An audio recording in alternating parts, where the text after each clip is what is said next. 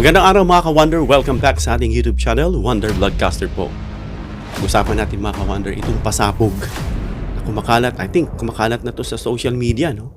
At ito'y mukhang hindi raw pinapansin dahil ito'y nireport na. No?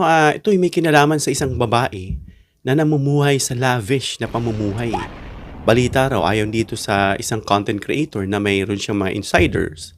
May matatenga at kung ano-ano dyan na nagbibigay sa kanya ng information. Itong babae raw isang escabeche. Para sa hindi nakakalam, escabeche ay ibig sabihin kabet, or other woman. At ito raw ay bilyonarya at napakaraming ari-arian daw dyan sa Pampanga. So, clearly, itong escabeche, wala naman binigay na background kung ito ba ay talagang natural na bilyonarya o may minana sa mga ari-arian ng pamilya. Hanggang ngayon, hindi mo natin to sinasabing ito po'y legit na, no? O ito pa'y mananatili pa ring allegation or accusation hanggat hindi ito nasasampa o hindi ito naimbestigahan properly, no? At mukhang hindi raw dininig dyan sa Blue Ribbon sa Senado. Kaya sabi ni itong content creator na malalaman nyo mamaya kung sino siya, ni-report niya na raw ito pero mukhang may exemption ba? So dapat walang exemption pagdating sa korupsyon dahil alam natin mga ka-Wonder. Yan, isa pa sa pangunahing sakit ng ating bansa, yung korupsyon. Na ito nga mga DDS na whenever you ask them, interview them, nakafocus sila, nakatali sila dun sa war on drugs. Na how sad na itong war on drugs ni Duterte na it turned out nga na parang isang pakulo, bogus lang, dun sila nakahawak, they cling and lean towards that war on drugs. Masyado silang na-enchant diyan sa sinasabing war on drugs na yan, na unfortunately maraming ang nadamay. Nakalimutan nila na may mga corruption issue pa, na kung saan, ito nga si Duterte ay nai-involve dyan, ayon dito kay Trillanes. Itong mga drug money na joint account nila ni Sara, at kung ano-ano pang in-involve nito, biruin mo, ginawa niyang advisor itong isang drug lord na siyang pinaghahanap dyan sa China, na isang sindikato. Biruin mo yan, napakalinaw niyan mga ka-Wonder. So yan mga ka-Wonder, tsaka natin pag-usapan yung mga DDS ulit. Yung mga, I'm not bashing or dissing the DDS. Kasi may mga ibang DDS na nagtitimbang pa hanggang ngayon. Inaalam pa rin nila. And some of them, na-enlighten na mga ka-Wonder. Natutuwa tayo ron. And some of them na nakikita natin based sa mga kalye surveys, kulang na kulang lang talaga sila sa enlightenment. Kasi iba sinabi, boboto ko yun. Pero nung mga pinakita nitong isang content creator na may mga visual aid siya, nagbago, corrupt yan corrupt pala yan, wag na. So makikita nyo na kulang lang sa talagang proper orientation or information na dapat nga, talagang tinutulungan natin sila. Naunawain natin sila kasi. Pero except dun sa mga kulto na nakita na with their big eyes in a broad daylight, in-explain na sa kanila mismo, pero they still decided to ignore. They still prefer kung anong gusto nila. Basta yung mga ganong sistema ay talagang nasa cult level na. Well, sino ba itong binabanggit nitong content creator? Panoorin muna natin mga ka-Wonder yung kanya pong video para malaman natin mga ka-Wonder kung sino itong sinutukoy natin na isang content creator na nag-expose dito sa dating sekretary na siyang nasa hot seat ngayon at iniimbestigahan. May kinalaman dyan sa flood control. May question lang ako. Dapat masampahan ng kaso to May papanood ako sa inyong video na yung kabit niya ang nakinabang sa pera ng DPWH, sa pera ng taong bayan, na yung kabit niya ay isang bilyonarya na. Maraming ari-arian sa Pampanga. Sex, sagutin mo to. Hindi pwedeng hindi mo ito sasagutin. Ayan, makikita mo dyan na naka-aircon pa ang mga motor at kotse. Tantaray. Tapos, dyan mo na makikita yung Rimowa na maleta. Ayan yung mga Rimowa na maleta. Pakialam ko dyan kung may pera ba yan o wala. Pero bakit naka-aircon ang parking? Ayan yung pinost ko na picture lang. Ngayon, buong video na. Secretary Bonoan, baka naman. Kumusta naman ang yung escabeche sa Pampanga? Ayan o, naka-aircon ng parking ha. Ganda ng mga motor. Escabeche lang yan, hindi yan yung totoong jowa mo. At balita ko, buong barangay, pinasimentohan mo ang kalsada ng escabeche mo. Pakita natin kung sino yung escabeche mo. Gusto mo? Eto.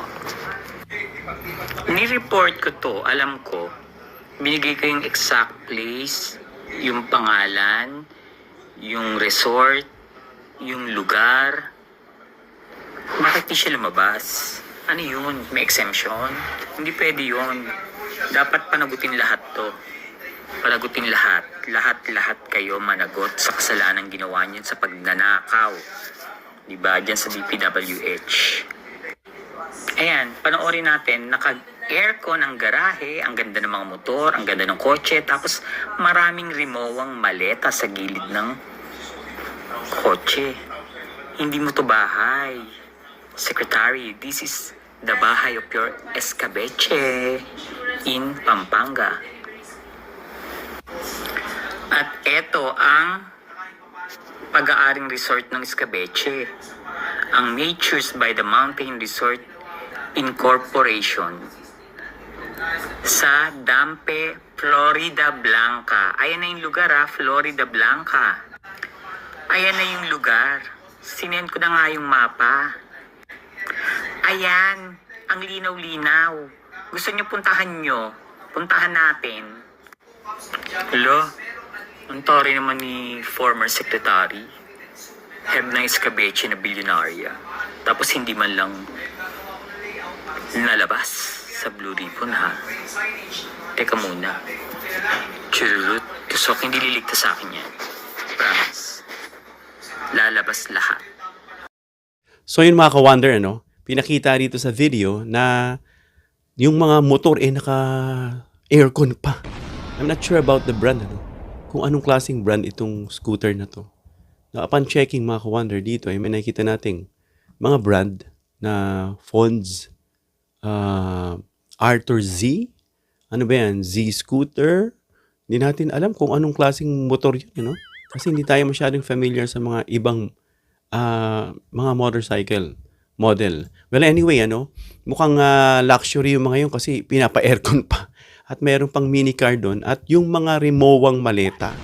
Talagang napaka-hot icon nito, Itong mga maleta these days. Of course, alam naman natin na dyan nilalagay yung pera, protected sa pagkasira, sa pagkabasa, sa pagkawala dahil may lock yan. Pero anong ginagawa niyan doon sa loob? At to think na ito pong babae, although hindi naman ito verified pa, wala pang nakikitang isinampa sa korte. Hindi pa ito naimbestigahan properly. Pero inireport na raw yan ni Pebbles. At alam naman natin si Pebbles, isa sa mga credible witnesses kasi naimbestigahan nga siya dyan sa Senado. At siya ay nagpatotoo at sumumpa.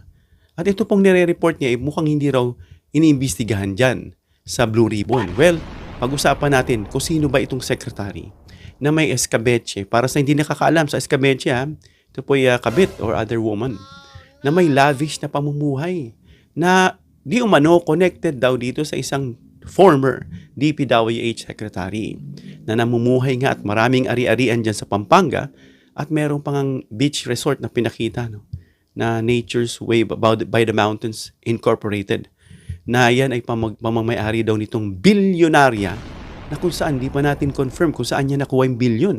Yan daw ay kabit di umano nitong sekretary. Alam naman natin na itong sekretaryeng ito ay nasa ilalim ng lente at iniimbestigahan. Dahil sa kaugnayan niya dyan sa mga flood control, ghost project, substandard at yung mga project na hindi man lang naumpisahan dyan sa Bulacan. At walang iba tinutukoy dito mga ka-wonder, nitong si Pebbles ay itong si former DPWH head Manuel Bonoan ng DPWH or Department of Public Works and Highways. Na alam natin itong video na ito nagsisirculate pero wala pang ang widely confirmation or official report dito kasi nga hindi pa ito naiimbestigahan. In other words, mga ka-wonder, this is unverified accusations pa lang o allegations sa kanya. So once ito'y na-report at pinansin, doon natin mako-confirm. So itong si Bonoan na alam natin na siya ay nai-involved dito sa mga sinasabing scandal At napapanahon naman mga ka-wonder at ito nga ay may kinalaman daw sa kanya. Perfect timing kasi mga ka-wonder. Dito sa mga iniimbestigahan ngayon dyan sa Senado. So, giving the benefit of the doubt dito sa taong ito, no, na unless ito ay maimbestigahan at mapatunayan, kasi mga ka-wonder, pera natin ito eh. Hindi lang tayo nakafocus na, itong mga DDS kasi, upon interview, lagi sila nakafocus at minamagnify nila yung war on drugs ni Duterte na wala, sa lahat ba na nagawa, yun lang nakafocus sila. Na alam naman natin na there's something underneath that war on drugs na sinasabi nga ni Trillanes, na ito ay all along isang bogus. Palabas lang. Kumbaga it served only as a facade. But inside that facade, behind that, is yung mga karumal-dumal. No? At hindi lang yan dapat pinafocus nitong mga DDS. Salamat sa mga DDS na na-enlighten. Salamat sa inyo. Na binubuksan yung isip niyo. Na may mga iba pa tayong suliranin. Yung mga major din dyan, kagaya ng korupsyon. No? Yan, yung mga kahirapan at kung ano-ano pa. Hindi lang nakafocus dyan sa drugs, war on drugs na yan. Hindi naman natin sa isinasantabihan. Gusto natin talagang mabust at magkaroon tayo, if possible, na magkaroon tayo ng mga zero drug pushers dito sa ating bansa. No? Kasi itong mga DDS, sasabihin nila, siguro bangag kayo mga ganyang level ng isip. Maging professional tayo, no? Kahit sabihin nyo iba naman, hindi nakapag-aral. Pero nandyan yung leverage natin, ano? Na makapag-access tayo sa Google, sa social media, para malaman natin. No? So yun, dapat labanan natin itong corruption. At ito nga ang pagiging member ko dito sa PCRI, Philippine Constitution Reform Initiative, na siya nga pinamumunuan ng aming lead convener na si Sir Manny S.D. Lopez. No? Na nandun na kami na ito nga ipapasa na dyan sa Kongreso, no? Para ito ay ma-revise na. At tina-target din mga ka-wonder sa mga speeches, sa mga exchange of opinions, sa mga delegates, ay isa ritong pababa sa mga korupsyon diyan sa barangay. Na itong mga barangay level na talamak din ang korupsyon mga ka-wonder. No, alam natin yan. Marami tayong mga naobserbahan diyan na nagsisiyaman. No? Na ang gaganda ng bahay, sasakyan. Nasabi nga ni former Mayor Malonzo, no, na napanood ko siya, kaso hindi ko na-record yung buong video niya, pero yung iba na-record ko na sa poll. Na i-post ko actually ito. Na ito raw mga barangay captain is pinanggigigilan yung pera. No? At nagkakaroon nga na pinagmumulan ng korupsyon. At sana pagdating ng investigasyon, pababa na sa barangay level, maayos din natin mga ka-wonder. Kasi sabi nga, hindi lahat ng malaki nakakapuwing. Maliit nakakapuwing din. Nakakaapekto yan mga ka-wonder. Kaya gamutin natin yung korupsyon dito sa ating bansa. So pag may nakikita tayong mga korupsyon na nagdududa tayo, report natin. Yung mga bagay na hindi na dapat natin pinalalagpas. Yung mga pandaraya, yung mga pagsisinungaling, pambubudol, dapat nire-report natin agad yan. At kayo naman pinagre-reportan, hindi dapat kayo mga kiss and tell, no? Na nireport, may mga ganyan, no? Nag-report itong kapitbahay, ang ingay-ingay kasi ng kapitbahay, na madaling araw nagsisigawan pa rin, nagiinuman, nagtatakbuhan. Ni-report, itong mga bugok na tanod, sabay sasabihin kung sino yung nag-report. Dapat hindi ganyan. Hindi po ganyan. Paano pa sino pa magre-report kung gagamitin nyo yan? No? So, at nakita nyo na nga na nag-iingay, na on the spot, nahuli nyo, tapos sasabihin nyo pa rin yung kung sino nag-report. Hindi dapat ganun. Ano? Sana pag may ganyan, tanggalin agad sa trabaho. So, gamutin natin. Umpisahan nga ng Pangulo sa malalaki. So, kung sumalaki na, pababa palaki. So, maging bahagi tayo niyan mga ka-wonder. Maging responsible tayo, maging matatenga tayo sa mga nakikita natin. At i-report natin yan agad mga ka-wonder. No? So, hanggat hindi pa na-verify, itong sinasabing babaeng Escabeche, itong former DPWH secretary, aantayin natin niya hanggang to'y ma-confirm at madinig dyan sa Blue Ribbon Committee. Hanggang dito lang tayo mga ka-wonder. Comment down below your opinion para mabasa natin. Please give me a thumbs up if you like this video para ma-share ni YouTube sa iba pang viewers. Please share this video para malaman nila na itong lavish na pamumuhay ng isang Escabeche na malamang, marahil, not sure na inakusa na galing nga doon. Ano? Pero hanggat hindi na-imbestigahan, mananatili itong katanungan na ito ba'y galing sa kabanyaman ng bansa. Please subscribe, hit the notification bell icon and choose all bilang suporta sa aming mga content creators. Hanggang sa muli mga ka-wonder, God bless.